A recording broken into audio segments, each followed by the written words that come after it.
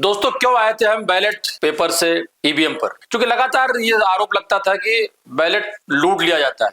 वो दौर था डकैतों का, वो दौर था माफियाओं का, वो दौर था गुंडई का। तो लगा कि ईमानदारी से चुनाव, ईमानदारी से सरकार और वोटरों को वोट अगर पड़े तो इसके लिए ईवीएम का इस्तेमाल होना जरूरी है। और ईवीएम का की 8वीं जनरेशन देश में इंट्रोड्यूस हुई। लेकिन क्या पता था कि अब ईवीएम ही नहीं बल्कि ईवीएम तो छोड़ दीजिए, जो यूआईडी आपका आधार कार्ड है या जो आपका आईपी नंबर है वोटर आईडी का, उसके नाम के सैकड़ों लोग अन्य अन्य राज्यों में मिलेंगे। चाहे वो सुमन हो, चाहे वो राजेश हो, चाहे वो रहीम हो, चाहे वो इकबाल हो, चाहे वो कोई अन्य हो, महिला पुरुष बच्चा या जो भी वोटर्स हैं, वो महाराष्ट्र में भी हैं, वो राजस्थान में भी हैं, वो हरियाणा में भी हैं, उत्तर प्रदेश में भी हैं और वो आपके बंगाल और बिहार में भी हैं। ये बातें मैं इसलिए कह रहा हूं कि राहुल गांधी अभी पीछे कह रहे थे कि मैं एटम बम फोड़ने वाला हूं। मित्रों सच बात ये देखा जाए तो एटम बम से भी ज्यादा, एटम बम तो खतरनाक है ही, जो लोगों की जान ले सकता है, पुण्यों तो लूला लंगड़ा बना सकता है। लेकिन अगर इस तरीके से फर्जी वोटर, ये 1 BHK 330 स्क्वायर फीट के मकान में 300 वोटर, एक कमरे का रूम 80 वोटर, और ये रातों रात बदल जाते हैं, रातों रात बढ़ जाते हैं। इसी पर चर्चा करेंगे, आप देखते रहिए इस खास पेशकश को। मेरा वोट मेरे पास या मेरे वोटों को चोरी, या इसको जिस बात का हंसी मजाक उड़ाया गया, देखते इस वीडियो में। मैं मनोज मिश्रा, आप देख रहे हो यूनाइटेड भारत।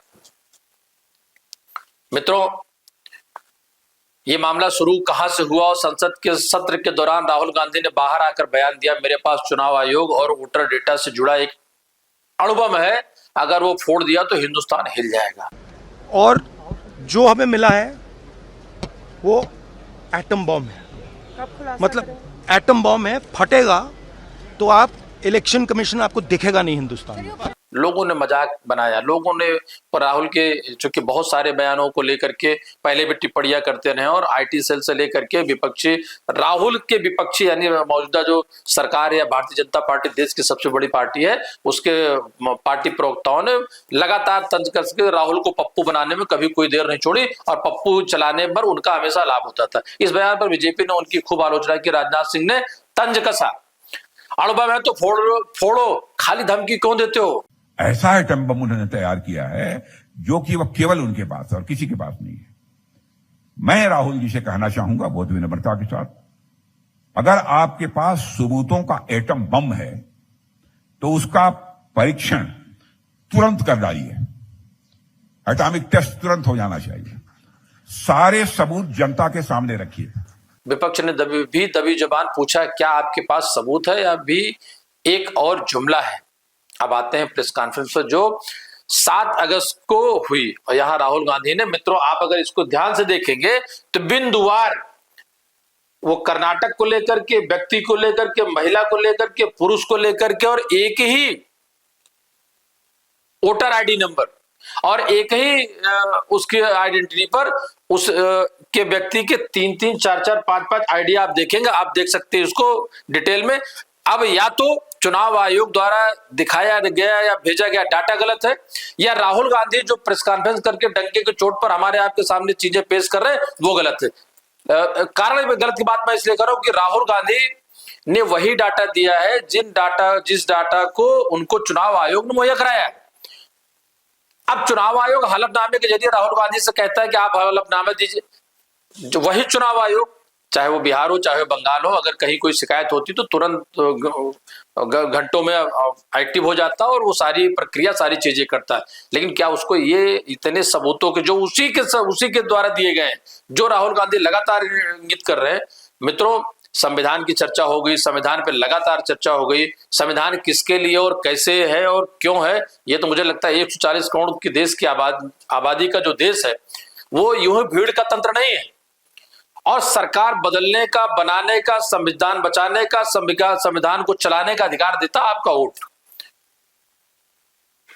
रातों रात लाखों लाख वोट बढ़ जाते हैं। और एक जो सबसे बड़ी बात है, आप सब इस बात को समझने का प्रयास करिए कि जब मतदान हुए, मतदान के बाद जब वोटों की संख्या बढ़ी तो लोगों को एक सवाल था कि हमने जब जिस बूथ पे वोट डाला और चुनाव आयोग के अधिकारियों के द्वारा वहां जब क्लोजिंग हुई, उस क्लोजिंग द्वारा दिए गए वोटर्स में दूसरे दिन चुनाव आयोग के द्वारा दिए गए वोटरों में इतने अंतर कैसे और क्यों? तब ये बात लोगों को मजाक में लगती थी कि ये बात विपक्ष है तो वो ईवीएम की बात करेगा, विपक्ष है तो इस तरह की बात करेगा। लेकिन अगर ये सबूत जो राहुल गांधी डंके की चोट पर सीना ठोक कर देश के सामने कह रहे हैं तो सोचना पड़ेगा, क्योंकि सरकारें हमने चुनी है, सरकार जनता चुनी है, और वो कितनी सच है कितनी गलत है। मित्रों, डुप्लीकेट वोटर लगभग 12,000 नाम, एक ही व्यक्ति का नाम अलग अलग बूथ पर 2 या 3 बार। उदाहरण के तौर पर मैं गुरकीरत सिंह डांग, एक ही नाम 4 अलग अलग बूथ पर। राहुल का कहना है कि ये सिर्फ एक नाम ही नहीं है, ऐसे हजारों नाम है जो जानबूझकर डाले गए हैं। ये देखिए गुरकीरत सिंह डांग, इनका नाम बूथ नंबर 116, 124, 125 एंड 126 में 4 बार। जूम इन कीजिए, ये देखिए गुरकीरत सिंह डांग, फादर्स नेम रणबीर सिंह डांग, हाउस नंबर A413, वो दिखाइए। गुरकीरत कौर डांग, सॉरी गुरकीरत सिंह डांग, हाउस A413, पूरब मैनर, 4 बार आता है। और ये सिर्फ एक व्यक्ति नहीं है, हजारों व्यक्ति हैं। फर्जी पते और अपंजीकृत लोकेशन 40,000 से अधिक। कई वोटर ऐसे पते पर रजिस्टर हैं जो है ही नहीं। कुछ पते तो सरकारी विभागों को मंदिरों तक के हैं जहां कोई रह ही नहीं सकता है। फेक एड्रेस, या तो एड्रेस है ही नहीं या फिर address 0, house number 0, street number 0। दिखाइए हाउस नंबर 0, देखिए मुनियप्पा जी, मंजुला मुनियप्पा जी का हाउस नंबर 0। अच्छा ये देखिए टेकराज सबकाता, इनका फादर का नाम DFOIGAIDF, हाउस नंबर 0 में रहते हैं। हस्बैंड्स नेम इनका, नीचे जाइए, टिक्का कुमारी आचार्य, नेम YTDR, किसी ने ऐसे ही टाइप कर दिया है YTDR QPF। और जब हम इन एड्रेसेस को वेरीफाई करने जाते हैं तो कोई एड्रेस नहीं है। 40,000 ऐसे वोटर हैं, या एड्रेस 0 है या फिर एड्रेस है ही नहीं। एक ही पते पर 100+ वोटर्स, 10,452 मामले। राहुल ने आरोप लगाया कि कुछ मकानों में एक ही कमरे में 100 से अधिक वोटर रजिस्टर्ड हैं। क्या यह संभव है आज के युग में? Bulk voters in single address, single bedroom का घर है, 80 वोटर रह रहे हैं उसमें। दिखाइए, जूम इन कीजिए, अलग अलग नाम, अलग अलग परिवार। और जब हम वहां जाते हैं हमें बताया जाता है यहां पे 80 लोग नहीं रहते, यहां पे ये लोग हैं ही नहीं, कोई नहीं जानता इनको। स्पष्ट रूप से फैब्रिकेटेड एंट्रीज हैं, जुड़े हुए चेहरे और बदले हुए नाम। 4,000 पर मामले, एक ही फोटो, नाम बदला हुआ, यानी फेस क्लोजिंग या डुप्लीकेट आइडेंटिटी का मामला। फॉर्म 6 के जरिए हेरा फेरी, 33,692 मामले। वोटर बनने के लिए उपयोग किए जाने वाले फॉर्म में गलत दस्तावेज से नाम जोड़ना। मिसयूज ऑफ फॉर्म 6, आपने सुना होगा, नए वोटर्स मोदी जी को वोट करते हैं, आता है मीडिया में। फॉर्म 6 नए वोटर्स के लिए है। मैं आपको आज नए वोटर बनाने का तरीका दिखाता हूं, कैसे मैन्युफैक्चर किए जाते हैं। ये देखिए शकुन रानी जी हैं, 13/9/23 को ये नई वोटर, फर्स्ट टाइम वोटर बनती हैं। इनकी एज क्या है दिखाओ जरा, 70 साल की हैं। और ये देखिए कैसे किया गया है। 2 बार अप्लाई करती हैं, पहली बार 13/9, दूसरी बार 31/10। इसमें उनकी फोटो जूम आउट है, इसमें उनकी फोटो जूम इन है। ऊपर देखिए फर्स्ट नेम शकुन, सरनेम रानी। यहां देखिए सरनेम है ही नहीं, फर्स्ट नेम शकुन रानी। ये जोड़ सिर्फ एक पार्टी विशेष के वोट बैंक को बढ़ाने के इरादे से किया गया। लेकिन एक बात मैं फिर आपसे कहना चाहूंगा कि ये किया किसने और कराया कैसे गया? हमें इलेक्शन कमीशन ये डेटा इसलिए नहीं दे रहा है क्योंकि अगर हमने जो यहां महादपुर में किया, अगर हम इसे बाकी लोकसभाओं में करा देंगे तो देश की डेमोक्रेसी की, लोकतंत्र की सच्चाई बाहर आ जाएगी। राहुल गांधी ने कहा कि लोक चुनाव आयोग ने जानबूझकर voter data machine readable form में नहीं दिया ताकि कोई भी ऑडिट ना कर सके। अगर हमें स्ट्रक्चर्ड डेटा मिल जाता तो 30 सेकंड में वोटर फ्रॉड पकड़ लेते। देश में हर क्षेत्र में डिजिटल इंडिया है, फिर चुनाव आयोग अभी भी PDF के भरोसे क्यों बैठा है? उनकी मांगे क्या है? चुनाव आयोग वोटर लिस्ट को वो मशीन रीडेबल फॉर्मेट CSV या XML में उपलब्ध कराए, सभी पोलिंग बूथों के CCTV फुटेज की स्वतंत्र जांच हो, स्वतंत्र एजेंसी से फुल फॉरेंसिक ऑडिट कराए, फार्मसिस्ट के जरिए जुड़े वोटर्स की कानूनी जांच हो। मैंने जैसे कहा 21वीं सदी है, एक हार्ड ड्राइव पे आप पूरा डेटा रख सकते हो, 100 साल 200 साल का डेटा रख सकते हो, जितना रखना है रख दो। मगर इलेक्शन कमीशन 45 दिन में CCTV को खत्म करना चाह रहा है, वोटर लिस्ट नहीं दे रहा है। तो they are colluding with the BJP, they are helping the BJP destroy the election system in India. ECI की प्रतिक्रिया अब आप देखिए। चुनाव आयोग कहता है कि राहुल गांधी को सारे सबूत शपथ पत्र के साथ दें, हम संज्ञान लेंगे। साथ ही ECI ने PDF देने का बचाव किया, कहा कि यही मानक प्रक्रिया है। सत्ता पक्ष की प्रतिक्रिया संबित पात्रा, राहुल गांधी और उनकी पार्टी हार को बर्दाश्त नहीं कर पा रही है। हर बार चुनाव हारने पर EVM अब वोटर लिस्ट को दोष देना, यही उनकी राजनीति है। देखिए, राहुल गांधी जी जो आज प्रेस कॉन्फ्रेंस कर रहे हैं, जिस प्रकार से कुछ वोटर लिस्ट इत्यादि लेकर आए हैं, ये कोई पहली बार राहुल गांधी संवैधानिक संस्था पर हमला कर रहे हो, ऐसा नहीं है। मगर प्रश्न उठता है कि जिन राज्यों में इनकी जीत होती है, तेलंगाना में जीत हुई, कर्नाटक में जीत हुई, हिमाचल प्रदेश में जीत हुई, झारखंड में इनके अलायंस की जीत हुई, क्या एक बार भी आपने देखा है कि राहुल गांधी वहां के वोटर लिस्ट को पकड़कर आकर आपके सामने प्रस्तुत कर रहे हैं? एक बार भी उन्होंने उन वोटर लिस्ट को पकड़कर आकर प्रेस कॉन्फ्रेंस नहीं किया है जिन राज्यों में उनकी जीत हुई थी पहले, या अभी हाल फिलहाल में उनकी जीत हुई है। प्रैक्टिकल चुनाव किस प्रकार से लड़ा जाता है, लोगों में उनकी पैठ नहीं है, लोगों में माननीय मोदी जी के प्रति एक प्यार का भाव है क्योंकि उन्होंने अच्छा काम किया है। राजनाथ सिंह बड़े नेता हैं, अनुभवी हैं। राहुल जी अगर अणुबम फोड़ना ही है तो संसद में फोड़ो, बाहर भाषण देना सिर्फ राजनीतिक नौटंकी है। को लेकर उन्होंने सबूतों का एटम बम तैयार किया है, जो उनके पास है और किसी के पास नहीं है। ऐसा एटम बम उन्होंने तैयार किया है जो कि वह केवल उनके पास है और किसी के पास नहीं है। मैं राहुल जी से कहना चाहूंगा बहुत विनम्रता के साथ, अगर आपके पास सबूतों का एटम बम है तो उसका परीक्षण तुरंत कर डालिए, एटॉमिक टेस्ट तुरंत हो जाना चाहिए। सारे सबूत जनता के सामने रखिए, सारे सबूत जनता के सामने रखिए। और अगर विपक्ष के समर्थन की बात कर लें तो शशि थरूर, कांग्रेस चुनाव की पवित्रता पर सवाल उठाना लोकतांत्रिक अधिकार है। अगर हमारे पास डेटा है तो ECI को उसे गंभीरता से लेना चाहिए।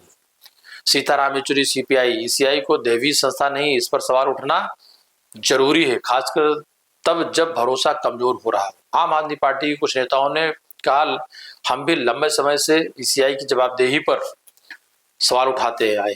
राहुल गांधी की कोशिश स्वागत योग्य है। मित्रों, राहुल गांधी ने अपने तथ्यों से यह सवाल उठाया है कि क्या भारत में चुनाव अब निष्पक्ष है? क्या चुनाव आयोग पूरी तरह स्वतंत्र है? क्या चुनाव की न्यू यानी वोटर लिस्ट भी संदिग्ध है? ये सवाल सिर्फ कांग्रेस या विपक्ष का नहीं है, ये हर उस नागरिक का होना चाहिए जो वोट देता है और लोकतंत्र में विश्वास रखता है।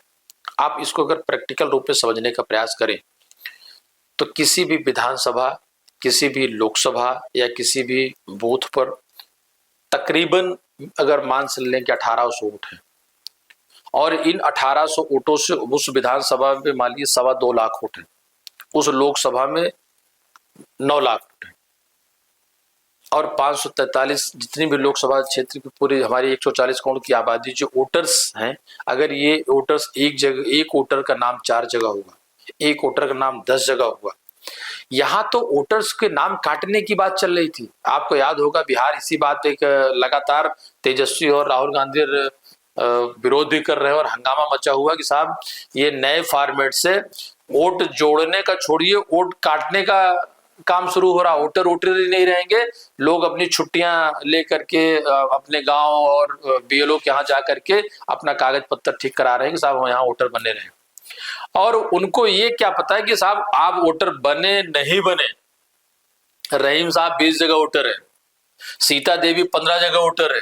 और इस अगर आप इसको ध्यान से देखेंगे, राहुल जी ने जो बहुत बारीकी से इतने बड़े डाटा को उनकी पूरी टीम ने 4 महीने में फिल्टर किया है। बहुत मेहनत का काम इतना आसान नहीं होता है। और अगर वो सारी चीजें फिल्टर करके हमारे सामने ला रहे, मेरे ही चेहरे का व्यक्ति अगर 10 नामों से है, फोटो हैम्पर करके उसका वोटर आईडी बना है।